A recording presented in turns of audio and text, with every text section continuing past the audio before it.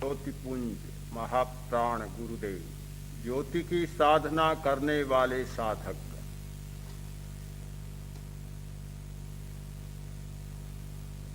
दुनिया में दो तट हैं, एक तट नहीं है। यदि एक ही तट होता तो मनुष्य डावाडोल नहीं होता। जब दो किनारे होते हैं तो चुनाव का प्रश्न होता है, चित्त डावाडोल बनता है। नदी दो किनारों के बीच बहती है। हमारे जीवन के भी दो तट हैं, दो किनारे हैं, एक इस पार और दूसरा उस पार। चुनाव करने का प्रश्न सामने आता है। मन में संदेह होता है, इस ओर का जीवन जिया जाए या उस ओर का जीवन जिया जाए। मनुष्य बहुत असमंजस में है। यह निर्णय कर पाना बहुत कठिन है, किस तट का जीवन जिया जाए। यह सामने का तट है, बहुत साफ, कोई संदेह नहीं, बिल्कुल स्पष्ट है, पूरा चित्र सामने है। उस ओर का तट है अस्पष्ट, धुंधला,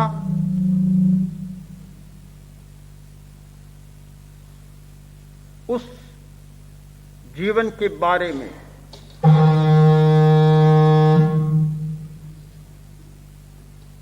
बहुत सारी मान्यताएं और धारणाएं बनती। एक और हम सुनते हैं आध्यात्मिक सुख है। वह सुख जो भौतिक पदार्थों से परे, पदार्थ से परे का सुख है, जिस सुख के लिए किसी पदार्थ की कोई आवश्यकता नहीं होती। पदार्थातीत सुख, वस्तु जगत में न मिलने वाला सुख, और इतना सुख कि उसके सामने यह सुख नगण्य है, तुच्छ है, कोई तुलना में नहीं आता। एक और हमारी यह मान्यता, हमारी यह धारणा, दूसरी ओर इस तट का जो सुख है बहुत लुभावना, इंद्रियों को ललचाता है, मन को आकर्षित करता है, सारी चेतना उसमें डूब जाती है और भोगते समय ऐसा लगता है कि यदि हमारी दुनिया में कोई सार है तो यही है, इससे बढ़कर कोई सार नहीं है। एक और प्रत्यक्ष का अनुभव, दूसरी ओर सुनहला स्वप्न, एक और साक्षात, दूसरी ओर कल्पना। जब आदमी पढ़ता है, सुनता है, बड़ा अच्छा लगता है, किंतु जब यथार्थ के धरातल पर आता है सारी विस्मृति हो जाती है। फिर तो वही लगता है कि जो सामने है यह एक दो तटों की स्थिति, मनुष्य को डावाडोल बनाने वाली स्थिति है। मनुष्य निर्णय नहीं कर पाया कि उस तट पर जिया जाए या इस तट पर जी रहा हूं वही जीवन जिया जाए। कभी मन ललचाता है उस तट पर जाऊं, पर जब वर्तमान को देखता है तो फिर यह मन नहीं होता। मन में संदेह होता है कि सुना है, पता नहीं कैसा निकले, पता नहीं क्या है या नहीं। लिखने वालों ने कोई कल्पना तो नहीं लिख डाली है, सपना तो नहीं लिया है, वास्तविकता क्या है। इतने संदेह पैदा होते हैं कि मन संशयों से भर जाता है और उस और कदम बढ़ाने की सारी भावना भी सो जाती है। इस स्थिति में अध्यात्म एक कल्पना बन जाता है, धर्म एक दीवा स्वप्न बन जाता है। यथार्थ रहता है इंद्रियों का जगत, मन का जगत और पदार्थ का जगत, भोग का जगत। त्याग की सारी धारणा केवल जगत, मन का जगत और पदार्थ का जगत, भोग का जगत। त्याग की सारी धारणा केवल उन लोगों की एक स्वप्निल कल्पना बन जाती है जिन लोगों ने यथार्थ को नहीं भोगा, यथार्थ को नहीं जान पाए, कल्पना की उड़ान में रहे, आकाशी उड़ान भरी और जो जैसा चाहा वैसा लिख डाला। यह समस्या अतीत में भी रही है और आज भी मनुष्य के सामने। इस उलझन को अभी हम सुलझा नहीं पाए।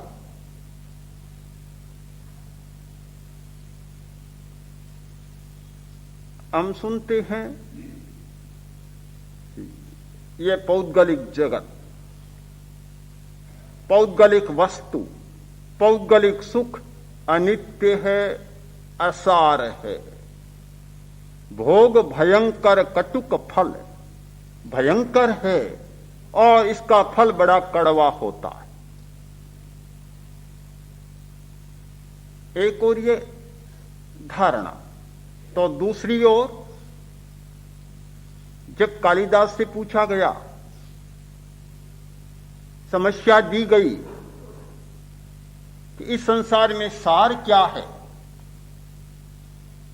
तो और विद्वानों से भी पूछा गया और विद्वानों ने भी समस्या की पूर्ति की, किंतु कालिदास ने जो पूर्ति की बिल्कुल यथार्थ की पूर्ति की। कालिदास ने कहा, असारे खलु संसारे सारम सारंग लोचना। इस असार संसार में सार यदि कोई है तो स्त्री है। यह एक प्रतीक है सारे पौद्गलिक सुख का कि सारंग लोचना सार है और सब कुछ असार है। एक और भोग सार है तो दूसरी ओर त्याग सार है। इन दोनों तटों के बीच खड़ा रहकर हर आदमी को अपना निर्णय करना होता है कि वास्तव में सार क्या है।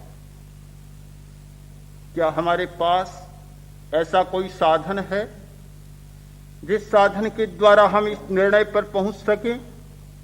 क्या हमारे पास कोई ऐसा उपाय है जिसके द्वारा हम वस्तु स्थिति का सही मूल्यांकन कर सकें? है। यदि हम चाहें तो हमारे पास इसका साधन है, युक्ति है, एक उपाय है जिसके द्वारा हम सही निर्णय पर, निष्कर्ष पर पहुंच सकते हैं। वह है अनुभव। बुद्धि से हम निर्णय नहीं कर सकते।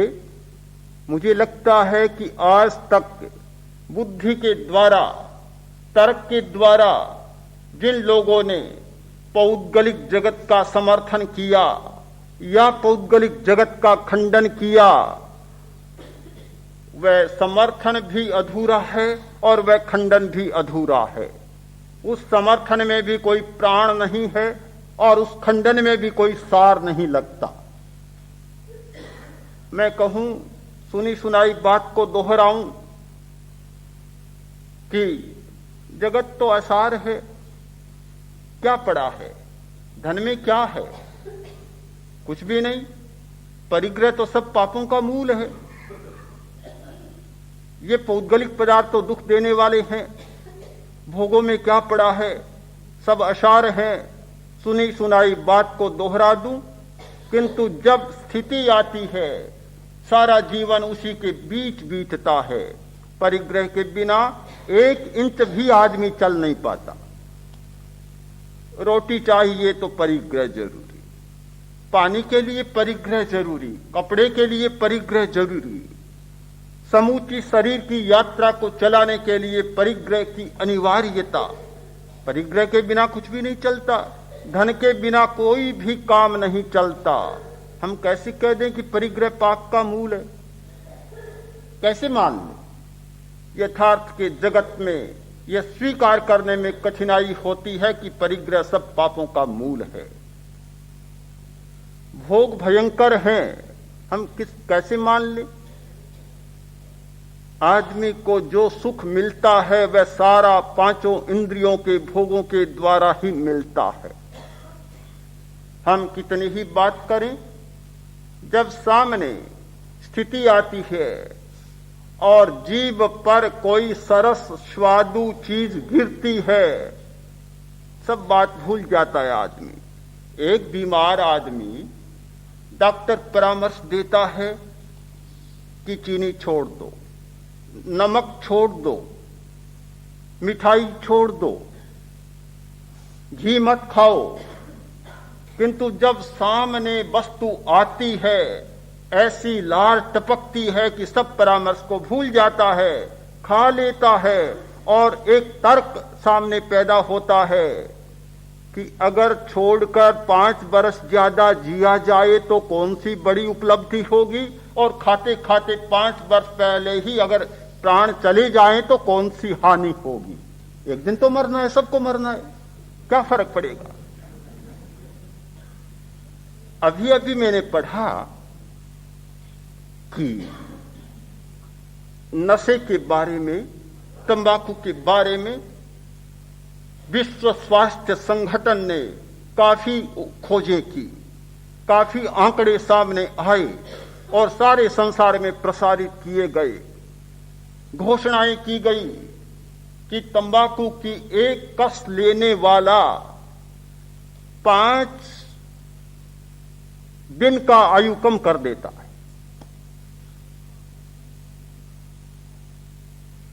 पियक्कड़ों से पूछा गया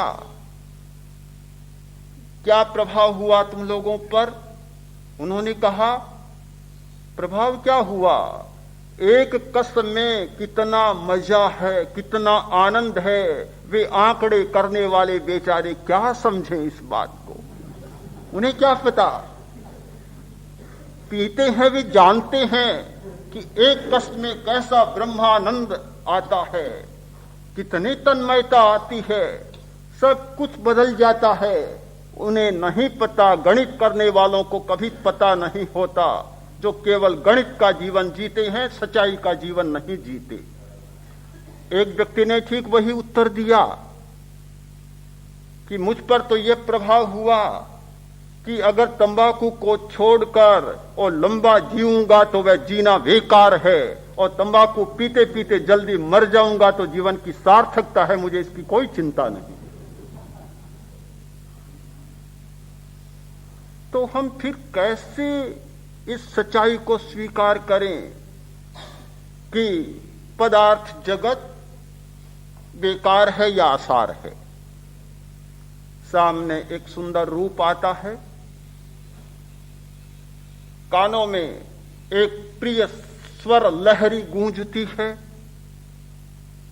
एक सरस सुवास आती है, भीनी भीनी गंध आती है और एक कोमल स्पर्श आता है, रोम रोम झंकृत हो उठता है। हम कैसे इस बात को माने कि सब कुछ आसार है? बहुत बड़ा प्रश्न है। सुनते सुनते, धर्म की कहानियां पढ़ते पढ़ते, धर्म के सिद्धांतों को रटते रटते सैकड़ों सैकड़ों वर्ष बीत गए, हजारों हजारों वर्ष बीत गए, पर आज भी आदमी पदार्थ के प्रति उतना ही आसक्त है जितना कि आज से 5000 वर्ष पहले था। और मुझे लगता है कि 5000 वर्ष के बाद भी शायद मनुष्य में कोई परिवर्तन इस दशा में आ नहीं सकता। हमारे आचार्य ने कल्पना की कि वह दशा कद आवसी, वह दशा कब आएगी, वह दशा, वह अवस्था कब आएगी कि जिस दशा में पहुंच जाने पर, जिस भूमिका में पहुंच जाने पर ये शब्द, रूप, रस, गंध और स्पर्श, ये स्मृतियां और ये कल्पनाएं, इनका मिठास, इनकी मधुरता समाप्त हो जाएगी, इनसे होने वाला सुख फीका लगने लगेगा और एक नए सुख का जन्म होगा। वह दशा कब आएगी? आ सकती है, आ सकती। इस वैज्ञानिक युग में यह बात बहुत स्पष्ट हो चुकी कि वह दशा आ सकती है। पहले तो केवल बातें दोहराई जाती थी, किंतु इस युग की विशेषता मानता हूं कि इस वैज्ञानिक युग ने इतनी विशेषताएं सामने प्रस्तुत की हैं कि वे दोहराई जाने वाली बातें आज परीक्षण सिद्ध और प्रयोग सिद्ध हो चुकी है। सुख हमारे मस्तिष्क में, सुख क्या है? एक विद्युत का प्रवाह है। विद्युत का प्रवाह, हमारे मस्तिष्क में बिजली है, हमारे शरीर में बिजली है, वह बिजली का प्रवाह है सुख। अगर बिजली की गति को बदल दिया जाए, स्थान को बदल दिया जाए, तो सारी सुख की हमारी धारणा बदल जाती है। लोग जानते हैं ब्रेन वॉशिंग होता है, मस्तिष्क की धुलाई होती है। मस्तिष्क की धुलाई होने पर सारी धारणाएं और मान्यताएं बदल जाती है। आज के राजनीति के लोग ब्रेन वॉशिंग की पद्धति का बहुत उपयोग करते हैं। मस्तिष्क की धुलाई कर और विचारों को बदल देते हैं। यह मस्तिष्क की धुलाई का सिद्धांत बहुत पुराने जमाने से चल रहा है। सब कैसे होता है? सुख क्यों होता है?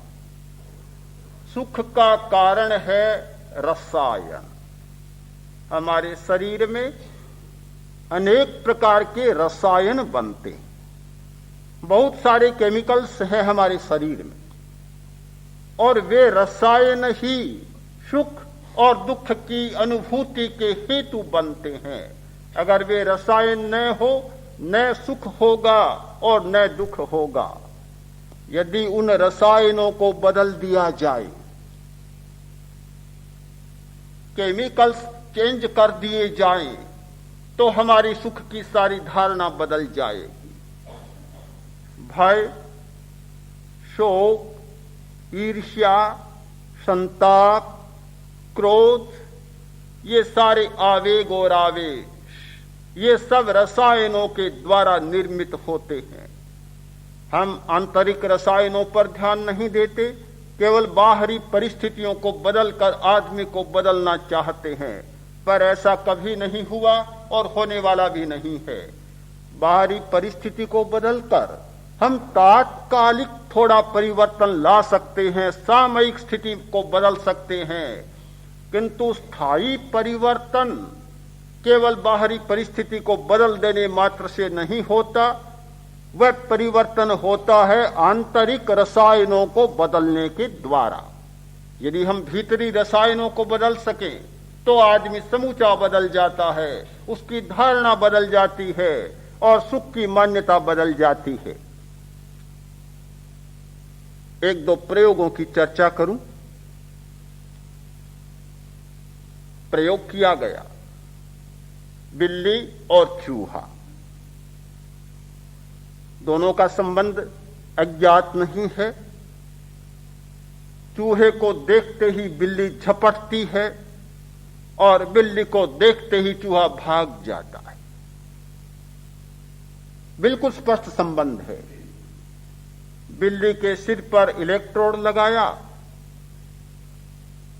चूहे के सिर पर इलेक्ट्रोड लगाया, दोनों को आमने सामने किया।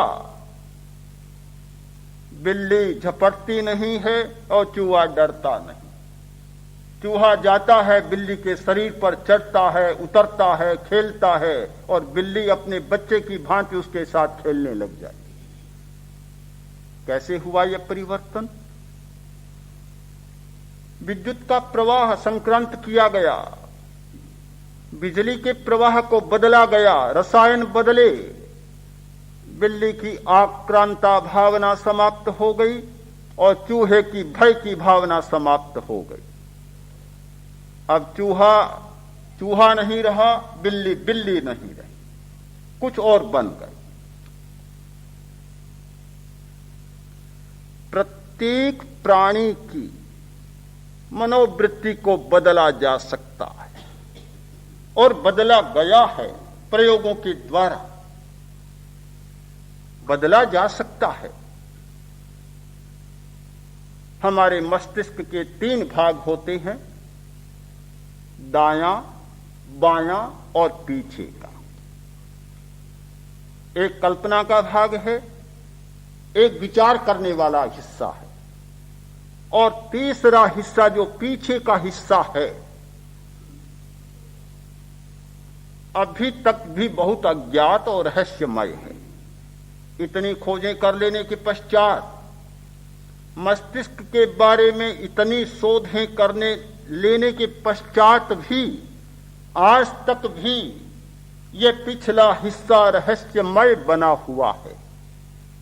आज सारे संसार में एक मस्तिष्क के बारे में कितनी खोजें चल रही है। मैंने पढ़ा इस वर्ष मस्तिष्क के बारे में सारे संसार में 15 लाख लेख लिखे गए एक मस्तिष्क के बारे में। हजारों हजारों व्यक्ति इस दिशा में खोज कर रहे हैं, फिर भी अभी तक अनुमस्तिष्क का और मस्तिष्क के पिछले हिस्से का पूरा पता नहीं चला है। शरीर शास्त्री, साइकोलॉजिस्ट, सब लोग अभी तक भी पूरे रहस्यों को नहीं जान पाए।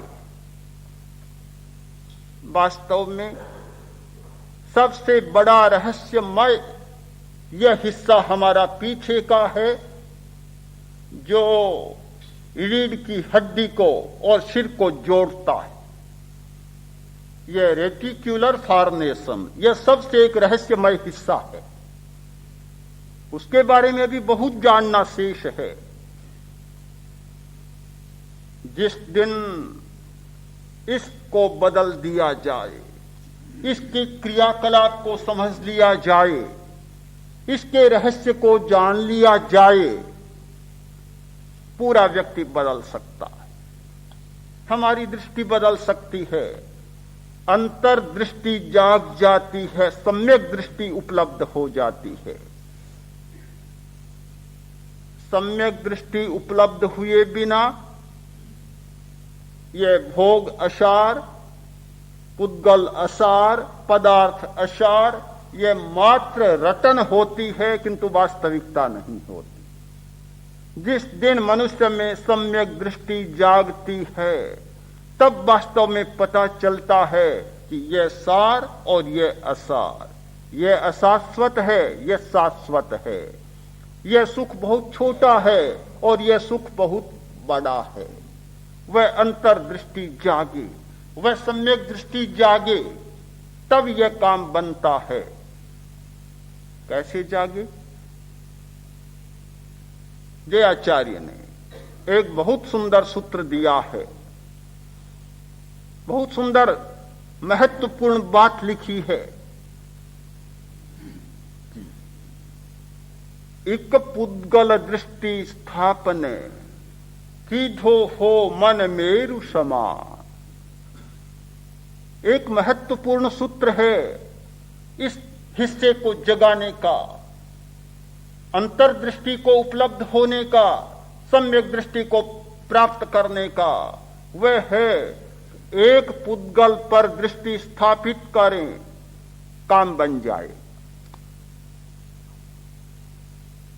अनिमेष प्रेक्षा, अनिमेष प्रेक्षा, देखें, हमें देखना है, खुली आंखों से देखना है। एक वस्तु का चुनाव करें, उसे खुली आंखों से देखें, आंखें बिल्कुल अनिमेष, आंखें न टिमटिमाएं, कोई झपकी न हो, निमेष न हो, निर्निमेष नेत्रों से अपलक एक वस्तु को देखते जाएं। यह अनिमेष ध्यान, जिसे हठ योग की भाषा में त्राटक कहा जाता है। यह त्राटक एक महत्वपूर्ण प्रक्रिया है। इससे क्या होता है? यह जाग जाता है, अनुमस्तिष्क जागता है, ये शक्तियां जागती हैं। आगमों में मिलता है एक पोगल निविष्ठ दिट्ठी। भगवान महावीर ध्यान करते थे, एक पुद्गल पर दृष्टि टिकी होती थी। पद्धति मिलती है, परिणाम नहीं मिलता। एक पुद्गल पर दृष्टि टिकाने से क्या परिणाम होता है, क्या निष्पत्ति होती है, इसकी चर्चा सूत्र में नहीं मिलती। जयाचार्य ने साथ में इस बात का भी स्पष्ट संकेत दिया कि एक पुद्गल पर दृष्टि टिकाने से मन मेरु की तरह हो जाता है। मेरु अडोल होता है, पर्वत अडोल होता है, और मेरु पर्वत का राजा है, पर्वतों में श्रेष्ठ है। हिमालय एक महान पर्वत है, कितने ही झोंके आए, हिमालय प्रकंपित नहीं होता। कितने ही महाप्रलयकारी झंझावात आए, मेरु प्रकंपित नहीं होता। तो मन बिल्कुल शांत, किसी भी परिस्थिति से प्रकंपित नहीं होता। फिर चाहे शब्द सामने आए, चाहे रूप आए, चाहे गंध आए, रस आए, स्पर्श आए, कोई कल्पना आए, स्मृति आए, यह मन का मेरु फिर कभी प्रकंपित नहीं होता, किसी भी झंझावात से प्रताड़ित नहीं होता। जब मन की यह स्थिति बन जाती है, तब यह चैतन्य जागता है, पिछला मस्तिष्क खुलता है। हठ योग के सिद्धांत में सम्मत है, तंत्र शास्त्र में यह सम्मत बात है कि त्राटक के द्वारा पीछे का भाग जागृत होता है। एक बहुत महत्वपूर्ण प्रक्रिया है इस चेतना को जगाने के लिए। आपको पता ही है, भगवान महावीर दिनों तक अनिमेष ध्यान करते थे, त्राटक करते थे, दिनों तक, लंबी अवधि तक ध्यान करते करते उनकी आंखें लाल हो जाती, इतनी गर्मी आ जाती। आचारंग सूत्र में बतलाया गया कि जब वे अनिमेष ध्यान करते, आंखें ऐसी हो जाती कि बच्चे आते, डर जाते, चिल्लाते, अरे क्या हुआ, क्या हुआ, क्या होगा। इतनी विद्युत निकलती, इतनी बिजली आसपास में आ जाती कि बच्चे देखकर घबरा जाते। ये निर्निमेष ध्यान, अपलक ध्यान, मन को विलीन करने का, मन को शांत करने का या मन को समाप्त करने का सबसे महत्वपूर्ण साधनों में एक साधन है, और इसके द्वारा पिछले मस्तिष्क का जागरण होता है। जब यह चेतना जागती है, सम्यक दृष्टि जागती है, अंतर दर्शन स्पष्ट होता है, आंतरिक आंखें उद्घाटित हो जाती है। उस स्थिति में वह व्यक्ति दोहराता है, कहता है,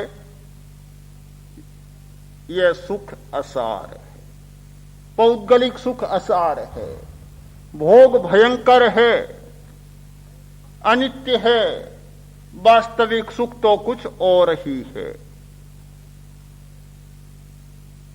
वह रटी रटाई बात नहीं कहता, किसी पुस्तक से पढ़कर नहीं कहता, अपनी अंतर्दृष्टि के द्वारा साक्षात्कार करके कहता है।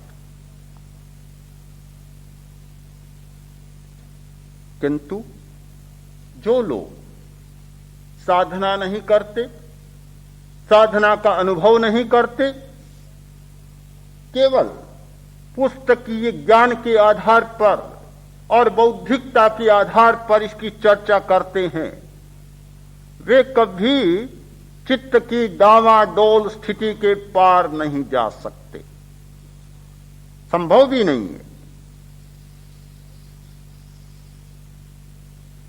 जम्बू कुमार दीक्षा के लिए प्रस्तुत हुए। बड़ा विचित्र योग है, एक बड़ी विचित्र कहानी है भारतीय साहित्य के इतिहास में। ऐसा योग इतना संपन्न, इतना दहेज मिला, जिसकी कल्पना करना भी कठिन है। 8 युवतियों के साथ आज शादी और कल सुबह दीक्षा लेनी। रात का समय, दोनों ओर से बड़ा संघर्ष। इधर 8 युवतियां चाहती हैं कि जम्बू कुमार को हम दीक्षित न होने दें, और जम्बू कुमार चाहता है कि इन 8 को मेरे साथ दीक्षित करूं। सारी रात एक द्वंद्व चलता है, बड़ी लंबी चर्चा होती है। चर्चा के प्रसंग में एक युवती ने कहा, जम्बू कुमार बहुत भूल कर रहे हो, बड़ा भ्रम है, बड़ी गलती कर रहे हो, बहुत पछताना पड़ेगा। जम्बू कुमार ने पूछा, क्यों पछताना पड़ेगा? कितनी बड़ी मूर्खता!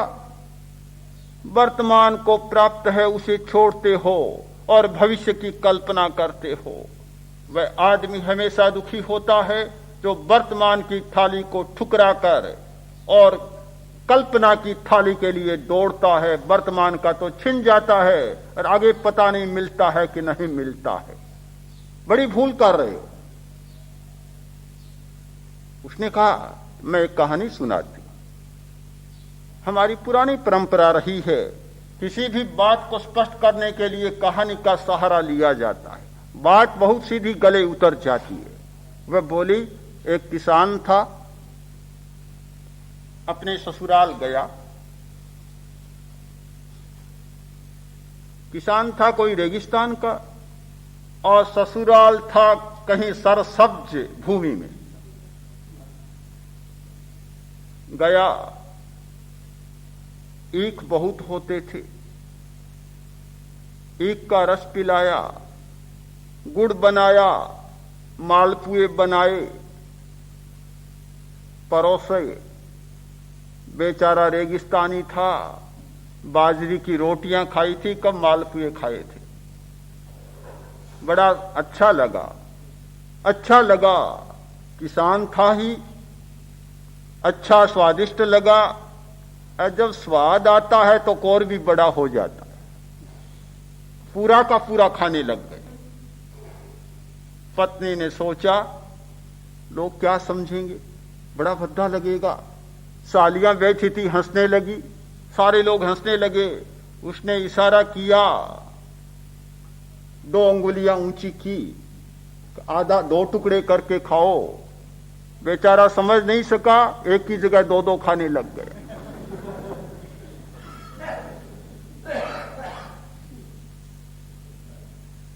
बड़ी हंसी हुई, पर उसे तो हंसी से कोई मतलब नहीं था। उसे तो इतना मीठा लग रहा था, समझ रहा था कि ससुराल में क्या आया हूं, स्वर्ग में ही पहुंच गया। भोजन समाप्त हुआ, पूछा किससे बनाए? गुड़ से। गुड़ कैसे बनाया? ये देखो सामने खेत खड़े हैं, ईख खड़े हैं। गन्ने को पेरा, रस निकाला, गुड़ बनाया और ये मालपुए बनाए। सारी विधि बतला दी। विधि पूछ ली, विदा होने लगा। बोला ईख के बीज मुझे भी दे दो, मुझे दो। दे दिए, कैसे इनकार होते। बीज ले गया, आया और तैयारी कर रखी थी।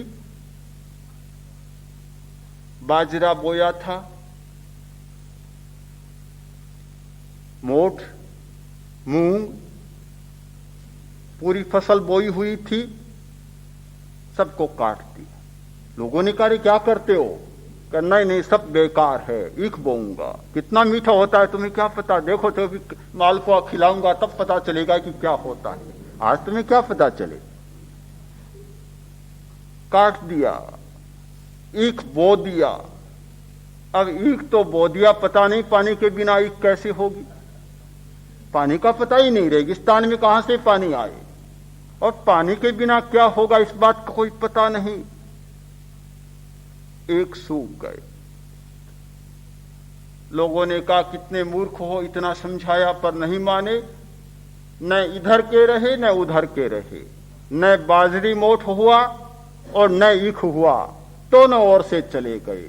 जम्बू कुमार, तुम्हारी भी यही दशा होगी कि बाजरी मोठ को तो खराब कर रहे हो, बाजरी और मोठ को तुम उखाड़ रहे हो और ईख बोने का प्रयत्न कर रहे हो। वर्तमान में मिले सुखों को छोड़कर और कोरे काल्पनिक भविष्य के सुखों के लिए तुम मुनि बन रहे हो। ठीक जो किसान की दशा हुई वही तुम्हारी दशा होने वाली। कोई संदेह नहीं। जब तक हमारी सम्यक दृष्टि न जाग जाए, जब तक अंतर्दृष्टि का विकास न हो जाए, तो बहुत बार मनुष्यों को ऐसा ही अनुभव होता है। मैंने स्वयं कई लोगों को कहते सुना है, इतने वर्ष हो गए हमने धर्म किया पर न कुछ मिला, न कुछ नया अनुभव हुआ। लगता है कि कर सकते थे उसको भी छोड़ा और इधर कुछ मिला नहीं। अगर किसी नौकरी में जाते, अच्छी नौकरी में, और जी भर कर बुराइयां करते तो कम से कम पैसे तो कमा लेते। कोई ऐसा व्यापार करते, ब्लैक मार्केटिंग करते और कुछ करते तो पैसा तो जुटाते। पर न तो वह किया धर्म के सिद्धांत को मानकर, और न पैसा मिला, न भोग मिला, न त्याग का मजा आया, न भोग का मजा आया। न जाने कितने लोगों में उम्र ढलते ढलते इस प्रकार के विचार पनप जाते। ऐसा क्यों होता है? इसीलिए होता है कि हम वास्तव में सम्यक दृष्टि को जगाने का प्रयत्न नहीं करते, अंतर चक्षु का उद्घाटन नहीं करते, हमारे रसायनों को बदलने की प्रक्रिया को नहीं जानते। और जब तक रसायनों को बदलने की चाबी हाथ में नहीं आती, तब तक इस स्थिति से निपटा नहीं जा सकता। यह प्रेक्षा ध्यान की समूची प्रक्रिया, यह रसायनों को बदलने की प्रक्रिया है, आंतरिक रसों को बदलने की प्रक्रिया है। यह कब होती है? कि जब हमारे भीतर के रसायन बदल जाए। एक पदार्थ का रस, दूसरा संवेग का रस। पदार्थ का रस तब तक हावी रहेगा जब तक संवेग का रस नहीं जागेगा। जिस दिन संवेग का रस जाग गया, पदार्थ का रस अपने आप विदा हो जाएगा। फिर लगेगा नहीं कि कोई सार बात है, पता ही नहीं चलेगा।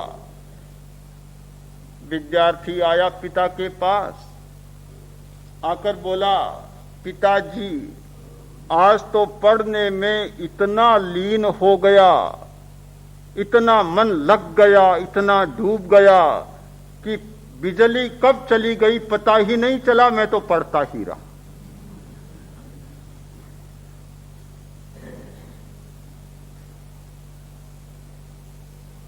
शायद यह एक हंसी की बात होती है। भला बिजली चली गई और पढ़ता ही रहा, कैसे संभव हो सकता है? मुझे नहीं पता यह संभव हो सकता है, पर यह बात बिल्कुल संभव हो सकती है कि बिजली चली जाए और आदमी पढ़ता रहे। यह एक पहेली बन सकती है, पता ही नहीं चले क्या सामने हो रहा है, पता ही नहीं चले, कोई पता नहीं चलता। एक पद्धति खोजी जा रही है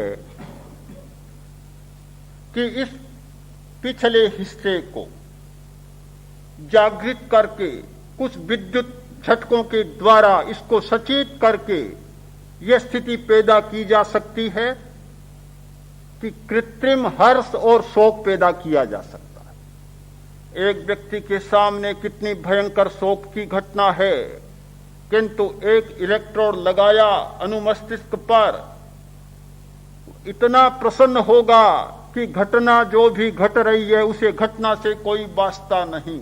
वास्तव में घटना के कारण हम शोक में नहीं जाते, घटना के कारण हम हर्ष में नहीं जाते, मात्र निमित्त बनती है।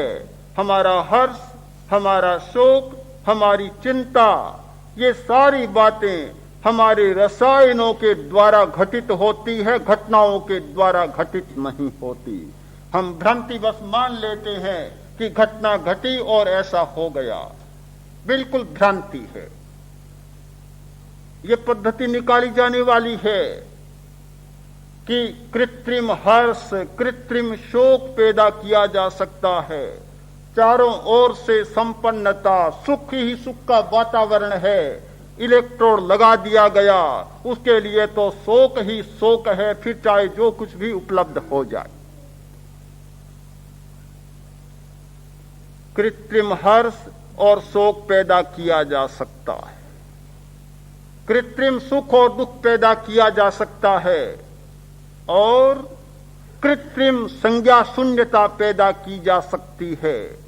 आज बड़ा ऑपरेशन करना है तो एनेस्थेसिया का प्रयोग जरूरी होता है संज्ञा शून्य करने के लिए। मूर्छा लाने के लिए कोई मूर्छा लाने वाली दवा का, वस्तु का प्रयोग करना जरूरी होता है, किंतु आने वाले दशकों में किसी भी एनेस्थेसिया के प्रयोग की आवश्यकता नहीं होगी।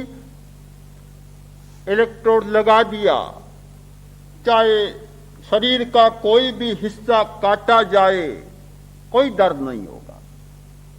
जो वेदना करने वाला केंद्र है, उस केंद्र को नियंत्रित कर दिया जाएगा।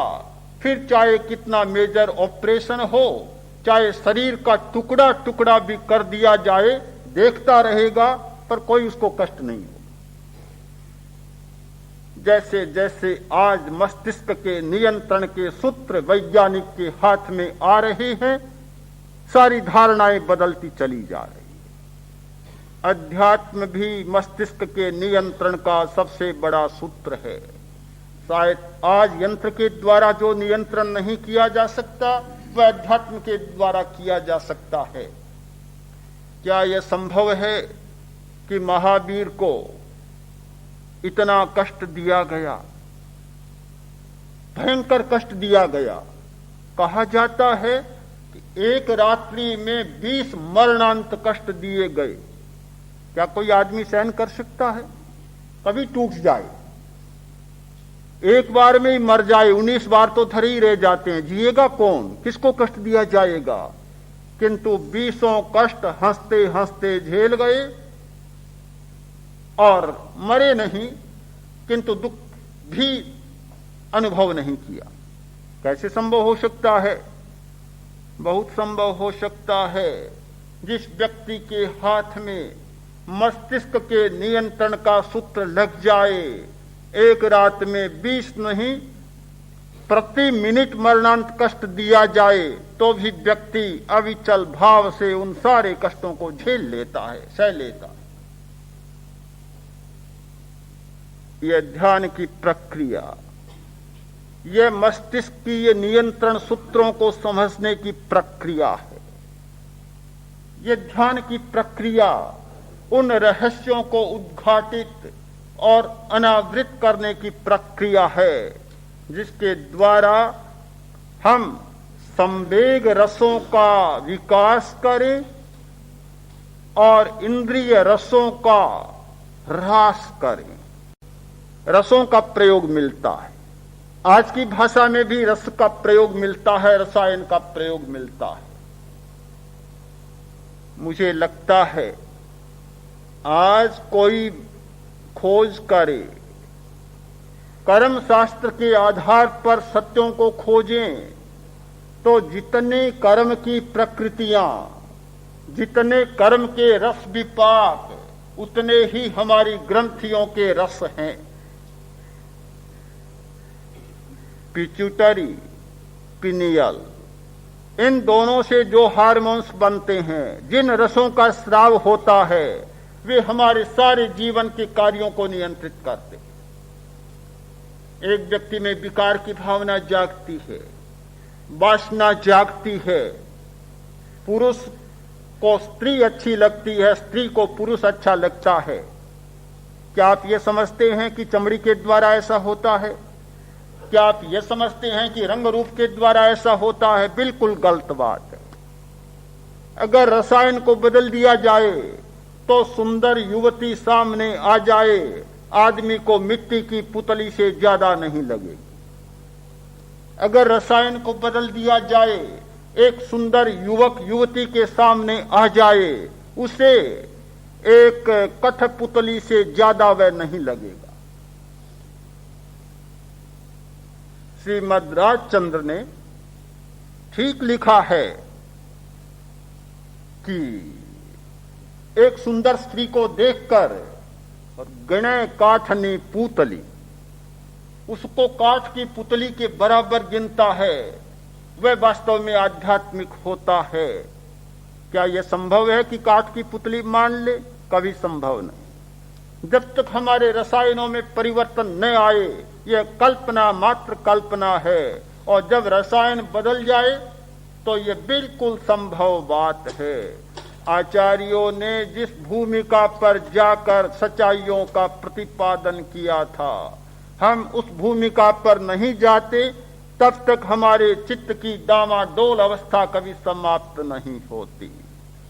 कहने वाला कहता है, सुनने वाला समझता नहीं समझ पाता। चाहे महावीर को पढ़ लूं, चाहे बुद्ध को पढ़ लूं, चाहे कृष्ण और राम को पढ़ लूं, हाथ में कुछ भी नहीं लगेगा, अर्थ उल्टा हो जाएगा। क्योंकि जब अपनी भूमिका नहीं है तो कैसे बात बनेगी। बड़ी एक मजेदार घटना, एक व्यंग समझिए, याद आ रही है। एक बूढ़ी महिला व्याख्यान में जाती थी, मुनि भगवती सूत्र का पाठ कर रहे थे, व्याख्यान में वाचन कर रहे थे, तो भगवती सूत्र में आता है, गौतम प्रश्न पूछते हैं, महावीर उत्तर देते हैं।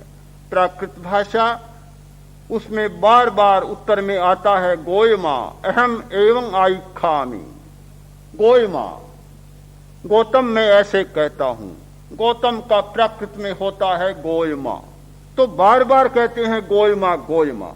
व्याख्यान संपन्न हुआ, बुढ़िया घर पर गई, लोगों ने पूछा, व्याख्यान सुन लिया? हाँ सुना। क्या सुना? अरे क्या व्याख्यान सुना? आज तो लगता है कि महाराज के पेट में दर्द हो रहा है।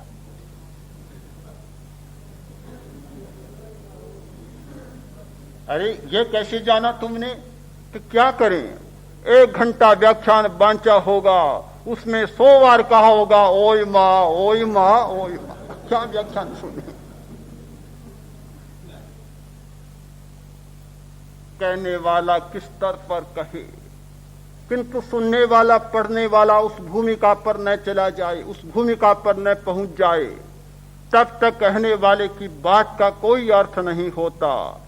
कहने वाले की बात तब समझ में आती है कि कहने वाला जिस भूमिका पर पहुंचकर कह रहा है, सुनने वाला भी उस भूमिका पर पहुंच जाए। महावीर की बात को समझने के लिए महावीर की दशा में पहुंचना जरूरी होता है। किसी भी पुरुष की बात को समझने के लिए उसकी दशा पर पहुंचना जरूरी होता है। जिन लोगों ने कहा ये सुख अनित्य है, सुख असार है, कोई सार नहीं, नष्ट हो जाने वाला है, कोई मूल्य नहीं है, उन्होंने जिस रसायन के बदल जाने पर भूमिका प्राप्त की और उस भूमिका से ईश्वर को उच्चारित किया था, अब नीचे की भूमिका पर खड़ा रहने वाला व्यक्ति सुन लेता है, श्रद्धावश मान लेता है, स्वीकार कर लेता है, किंतु जब यथार्थ की स्थिति में जाता है तो टकराहट हो जाती है। भगवान कहते हैं सुख नहीं, और वास्तव में लगता है कि इससे बढ़कर दुनिया में कोई सुख नहीं। एक टकराहट होती है, एक द्वंद्व पैदा होता है और चित्त डामाडोल बन जाता है। इस भूमिका में हमारे सामने एक निष्कर्ष आता है कि यह स्थिति तब समझी जा सकती है, इस डामाडोल दशा को तब समाप्त किया जा सकता है जब हम संवेग रस में लीन बन जाएं, संवेग रस को जागृत करें, तात्पर्य की भाषा में रसायन को बदलें। यह रसायन को बदलने की प्रक्रिया ध्यान के बिना उपलब्ध नहीं होती। प्रेक्षा ध्यान की समूची प्रक्रिया रसायनों को बदलने की प्रक्रिया है। आज आपने ज्योति केंद्र पर ध्यान किया श्वेत रंग का, क्यों किया? इसीलिए इस स्थान में जो एक चैतन्य केंद्र है और जिसे विज्ञान की भाषा में पिनियल ग्लैंड कहा जाता है, उसके हार्मोन्स बदल जाए, उसके रसायन बदल जाए। जो उत्तेजना, जो आवेग जागते हैं, जो क्रोध जागता है, जिस व्यक्ति ने इस स्थान पर श्वेत रंग का ध्यान किया, उसके सारे बदलने शुरू हो जाते। भयंकर गुस्सा समाप्त होने लग जाता है, वासना पर नियंत्रण होना शुरू हो जाता है, आवेग कम होने लग जाते हैं। यह रसायन को बदलने की प्रक्रिया है। हम प्रेक्षा ध्यान का गहराई से अभ्यास करें और इस सच्चाई को मानकर करें कि ध्यान के बिना रसायनों को बदलना बहुत कठिन बात है। यदि हम चाहते हैं इस द्वंद्व को समाप्त करें, इन दो तटों पर होने वाले संदेहों को समाप्त करें, गाय की स्थिति को समाप्त करें। गऊ एक तट पर घास चरती है और दूसरे तट पर बड़ी हरियाली दिखती है, मन जाता है कि उस तट पर जाऊं। उस पर जाती है तो इधर हरियाली दिखने लग जाती है, लगता है कि यह तट बहुत अच्छा है, उधर जाऊं। बेचारी कभी इधर जाती है, कभी उधर जाती है, न उधर पूरा चर पाती न इधर पूरा चर पाती। आज के धार्मिक की भी स्थिति यह लगती है, कभी तो सोचता है कि यह तट बहुत अच्छा है, खूब भोग करूं, और कभी लगता है कि नहीं, खतरनाक है, उस तट पर जाना चाहिए, उस पर जाता है। उस पर जाता है तो यह तट अच्छा लगने लग जाता है, कभी इधर जाता कभी उधर जाता। नो हब्बाए नो पाराए, न इधर का रहता और न उधर का रहता।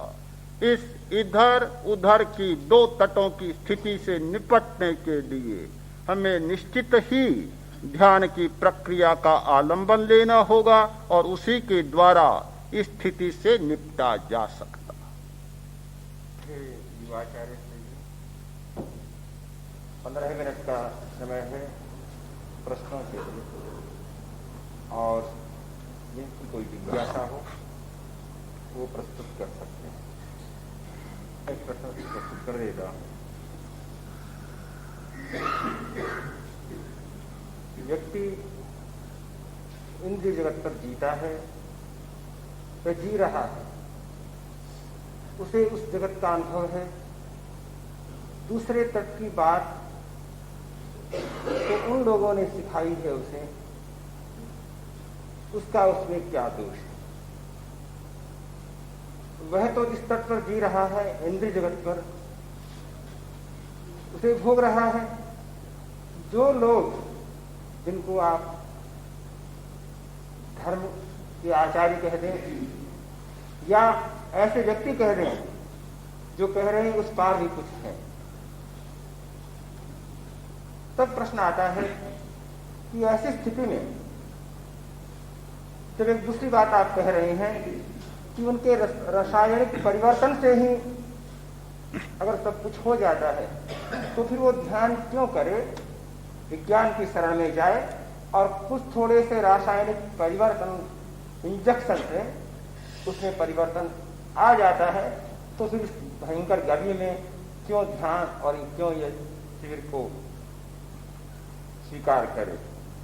तो ध्यान क्या इतना ही कार्य करता है कि रसायन का परिवर्तन कर देता है जिससे उसकी केवल दुख का अनुभव नहीं हो और थोड़ा जो सुख, जिसे इंद्रिय सुख मिलता है, वो सुख उसे उपलब्ध हो जाए? तो इस संबंध में आप क्या विचार?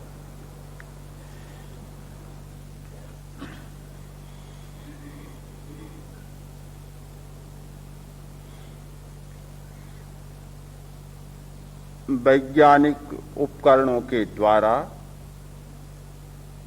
स्थिति बदली जा सकती और आज तक का जो अनुभव है वह बदला जा सकता है, इसमें कोई संदेह नहीं। रसायनों में परिवर्तन किया जा सकता है, किंतु आज भी यह निश्चित बात है कि ग्रंथियों के बहुत सारे स्राव किसी भी उपकरण, इंजेक्शन या दवा के द्वारा नहीं बदले जा सकते। कल्पना करें कि आने वाले युग में वह भी उपलब्ध कर लिया जाए, संभव हो जाए, किंतु वैज्ञानिक उपकरणों की एक निश्चित सीमा रहेगी और वह सीमा जहां तक पौद्गलिक रसायनों के बदलने की बात है वहां तक संभव होगी, किंतु चेतना को जागृत करने के लिए, मन को समाप्त करने की बात कभी भी उपलब्ध नहीं हो सके। चेतना का जागरण चेतना के स्थूल साधनों को समाप्त किए बिना नहीं हो सकता। जब तक हम इंद्रियों से काम लेते रहेंगे, जब तक मन और चित्त की चेतना से काम लेते रहेंगे, तब तक चेतना का जागरण, अतीन्द्रिय चेतना का जागरण संभव नहीं हो सकता। तो अतीन्द्रिय चेतना या मूल चेतना को जगाने के लिए ध्यान को कभी गौण नहीं किया जा सकता। हम जैसे साधनों का उपयोग करते हैं, आज नहीं, प्राचीन काल में, जैसा पतंजलि ने लिखा है, मणि, मंत्र, औषधि, इनके द्वारा सिद्धियां प्राप्त की जा सकती। वनस्पति के द्वारा सिद्धि प्राप्त की जा सकती है। एक व्यक्ति लंबी साधना के बाद सिद्धि को प्राप्त करता है और एक व्यक्ति को ऐसी जड़ी मिल गई, वह सिद्धि तत्काल प्राप्त हो जाती। डर लगता है, कुछ लोग सोते हैं, बड़ा डर लगता है, बड़े भयावने सपने आते हैं।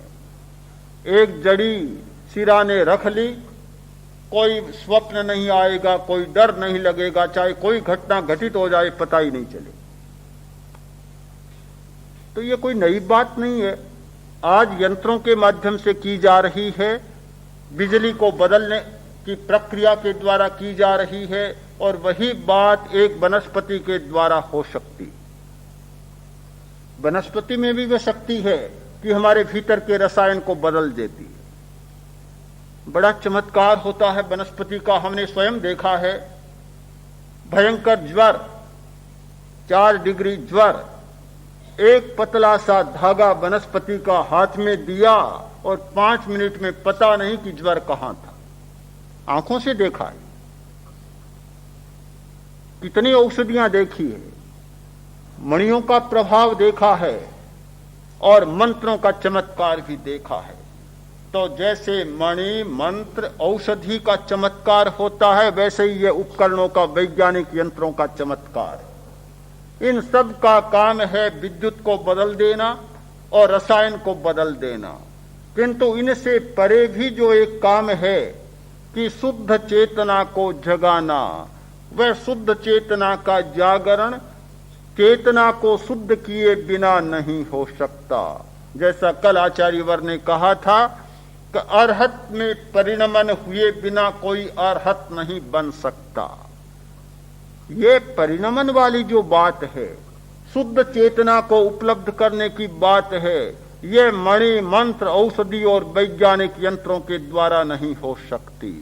उसे प्राप्त करने के लिए हमें ध्यान की गहराइयों में जाना ही होगा। है कि अनिमेष प्रेक्षा या त्राटक का इतना मूल्य है और पुस्तकों में मिलता है कि गुरु के निर्देशन बिना नहीं करना चाहिए, तो क्या यह संभव है हर व्यक्ति के लिए? संभव है हर व्यक्ति के लिए, और इसका बड़ा परिणाम भी आता है। किंतु निर्देशन वाली बात तो बिल्कुल ठीक है, बिना गुरु की देख रेख के बिना, बिना समझ के बिना नहीं करना चाहिए। क्योंकि ये बात तो बहुत स्पष्ट है कि जो जितना लाभ देता है वह उतना खतरनाक भी होता है। जिसमें मारने की शक्ति होती है उसमें तारने की शक्ति भी होती है, और जिसमें तारने की शक्ति होती है उसमें मारने की क्षमता भी होती है। इसलिए निर्देशन की बात तो सब जगह आवश्यक है कि कैसे करना चाहिए, कितना, कब करना चाहिए, यह जानना बहुत जरूरी है। देख रेख में करना बहुत आवश्यक है।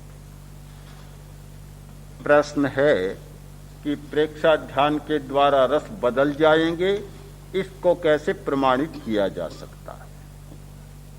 तो प्रमाणित करने के लिए हमारे सामने 2 दृष्टियां आती। एक तो हमारा प्रयोग, ध्यान करने वालों का प्रयोग, और दूसरा वैज्ञानिकों के परीक्षण और प्रयोग। एंडोक्राइन सिस्टम के बारे में, इन अंतःस्रावी ग्रंथियों के बारे में आज तक जितने परीक्षण हुए हैं, उन परीक्षणों ने इस बात को स्वीकृति दी है कि इन रसायनों को औषधियों के द्वारा नहीं बदला जा सकता, केवल ध्यान के द्वारा, एकाग्रता के द्वारा बदला जा सकता है। एक तो परीक्षण सिद्ध बात, दूसरी अनुभव सिद्ध बात है कि भयंकर गुस्से वाले व्यक्तियों पर इन चैतन्य केंद्रों के प्रयोग कराए गए, भयंकर वासना वाले लोगों पर ये प्रयोग करवाए गए। परिणाम ये आया कि गुस्सा कम हो गया या शांत हो गया, वासनाएं कम हो गई, दृष्टिकोण बदल गया, पदार्थ के प्रति मूर्छा कम हो गई। तो ये सारे जो प्रयोग हमारे सामने आते हैं, डॉक्टर ये तो जानता है कि इतनी ग्रंथियां हैं और उनका ये सिक्रेशन है, उनका ये काम है, फंक्शन को जानता है, सिक्रेशन को जानता है, ग्रंथियों को जानता है, किंतु ये नहीं जानता कि किस ग्रंथि पर कौन सा ध्यान करने से क्या परिवर्तन होता है। किंतु योग के आचार्यों ने बहुत पहले से इतनी अद्भुत खोजें की थी कि अमुक चैतन्य केंद्र पर ध्यान करने से अमुक अमुक प्रकार की वृत्तियां आदमी की बदल जाती है। हजारों वर्षों की खोजें हैं और आज भी हमारे प्रयोग में वे बिल्कुल प्रमाणित हो रही। तो इन दोनों पद्धतियों से इस बात को प्रमाणित किया जा सकता है कि जो प्रयोग कर रहे हैं ये भी क्या मन के खेल तो नहीं हैं, और मन से पार जाने की बात करते हैं, मन के खेल कर रहे हैं। ये कोई बुरी बात नहीं है। मन के खेल भी जरूरी हैं। मन को समाप्त करने के लिए मन के साथ खेल करना भी जरूरी है। सारा होम्योपैथी का सिद्धांत ही यही है कि विष के द्वारा विष को समाप्त किया जाए। जब मन को समाप्त करना है तो पहले मन के द्वारा ही खेलना होगा, तो बेचारा अपने आप निर्वीर्य हो जाएगा, समाप्त होने लग जाएगा। तो ये बिल्कुल ठीक विषस्य विषमौषधम वाला सिद्धांत है। ये खेल करें, खेल करते करते मन नीचे रह जाएगा और हम ऊपर चले जाएंगे। प्रश्न अच्छा लगता है कि उत्तर अच्छा लगेगा?